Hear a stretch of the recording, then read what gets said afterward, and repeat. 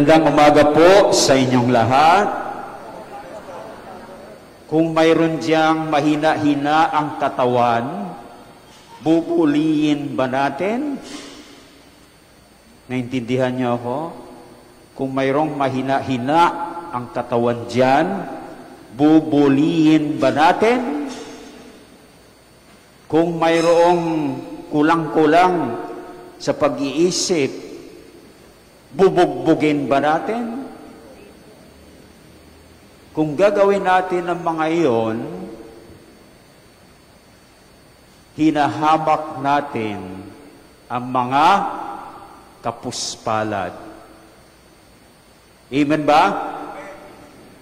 Dahil yung mga mahina-hina ang katawan, kapuspalad po yun. Ang mga kulang-kulang sa pag-iisip, kapuspalad din po yun. Ngayon, kumpara sa Diyos, ay tayo rin ay mahina-hina. Tayo rin ay kulang-kulang sa isip. Tama ba? Kasi ang Diyos ay makapangyarihan. Ay tayo mahina-hina lang ang katawan kumpara sa Kanya. Kulang-kulang ang pag-iisip kumpara sa Kanya. Pero binubuli ba tayo ng Diyos? Hindi. Binubugbog ba tayo ng Diyos? Hindi. Hinahamak ba ng Diyos ang mga kapuspalad? Tama kayo, dahil ang sagot ay makikita natin sa mga pagbasa ngayong ika-23 linggo sa karaniwang panahon. At ang sagot, ang Diyos ay walang hinahamak kahit ang mga kapuspalad. O tingnan nga natin sa mga pagbasa, magsimula po tayo sa unang pagbasa. Sa unang pagbasa, mayroon po bang mga kapuspalad? Very good. Ang galing-galing nyo O sino-sino yung mga kapuspalad? Mga pinaghihinaan ng loob. Ang mga bulag, bingi, pilay, pipi. O, nasasabi ba dyan sa unang pagbasa na hahamakin ng Diyos ang mga kapuspalad na ito? Hindi. Bagkus tutulungan niya ang mga ito upang bilang mga kapuspalad sila ay magiging buong palad. Amen? Kaya ang mga bulag ay magiging buo dahil sila ay makakikita.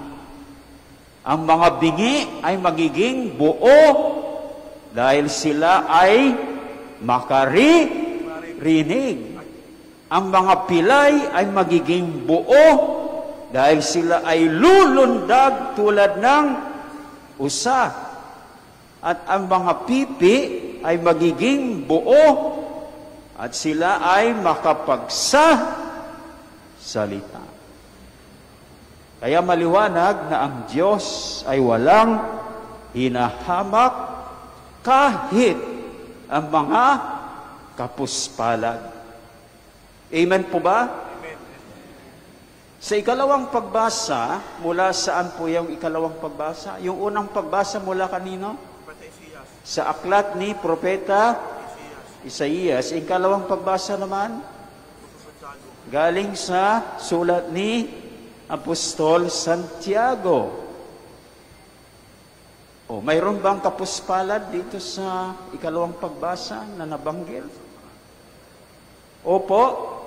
O, sino yung kapuspalad ngayon? Kasi ang ikalawang pagbasa ay may binabanggit. Isang lalaki na nakasingsing ng ginto at isang dukha na panay sulsi ang damit. O, sino ang kapuspala doon? Yung nakasingsing ng ginto o yung dukha? O yung dukha. Ngayon, iminumungkahi ni Apostol Santiago na huwag tayong magtatangi. Tama ba si Apostol Santiago? Tama po. Tamang-tama. Dahil kapag tayo ay magtatangi, tayo ay maghahamak. Agree? At tama yan dahil sabi niya sa halimbawa niya, ginamit niya yung dalawa, no? Pag sa ating kapulungan daw, pumasok ang lalaking nakasingsing ng ginto at magara ang damit. At pumasok din itong dukha na panay sulsi ang damit. At kapag sinabi natin doon sa lalaking nakasingsing ng ginto at nakadamit ng magara, o dito po kayo umupo. Tapos sasabihin nyo doon sa isang dukha, tumayo ka na lang dyan. Eh kung gusto mong umupo, umupo ka sa sahig. O mayroon bang pagtatangi doon? Mayroon ba?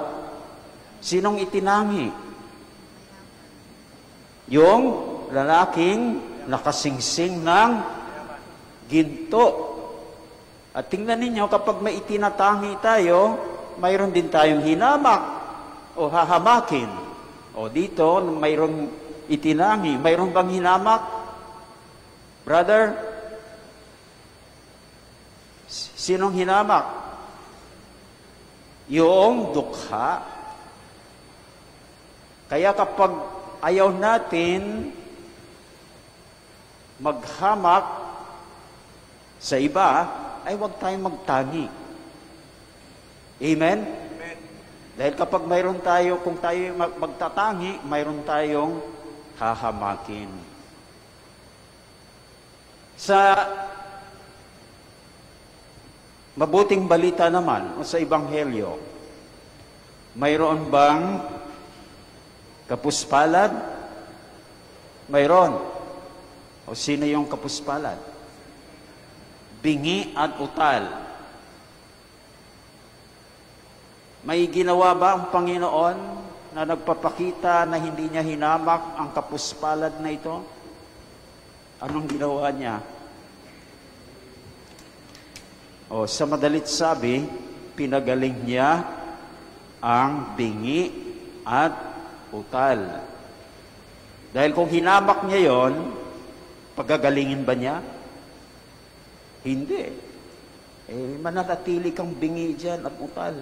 Wala akong pakialam sa iyo. Hindi po ba? Pero hindi ganun ang ginawa ni Lord.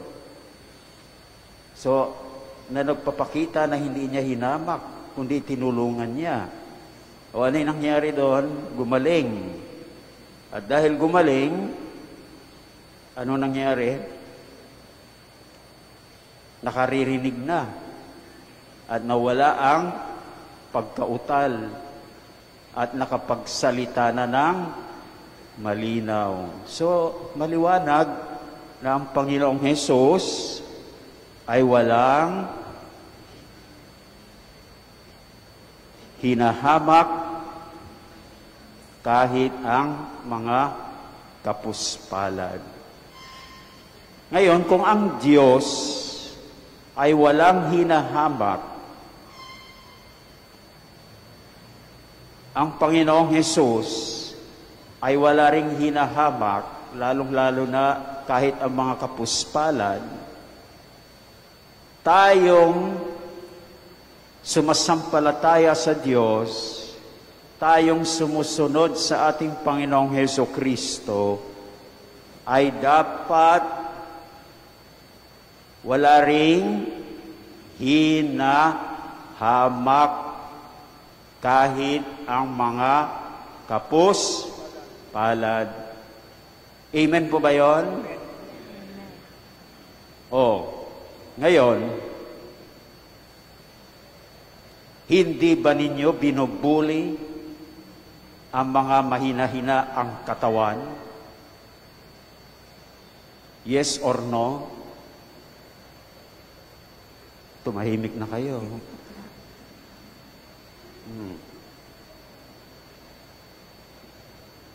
Hindi ba? Hindi ba ninyo binubugbog ang mga kulang-kulang sa isip? Tinutulungan ba ninyo ang mga may kapansanan, yung mga bulag, bingi, pipi, pilay, kahit na hindi ninyo sila mapapagaling? Mayroon ba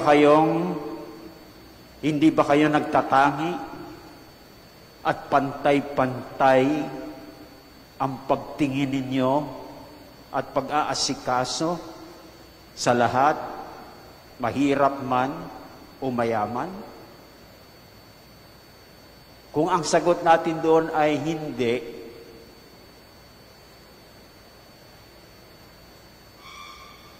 tama ba ako? Parang mali yata ako eh. Yung pang-una, yung panghuli,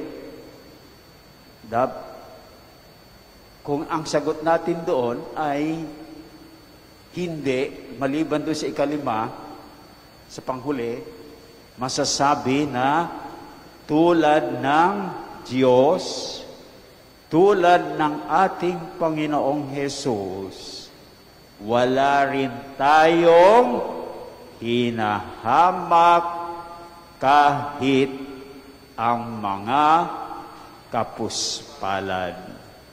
Amen po ba yun?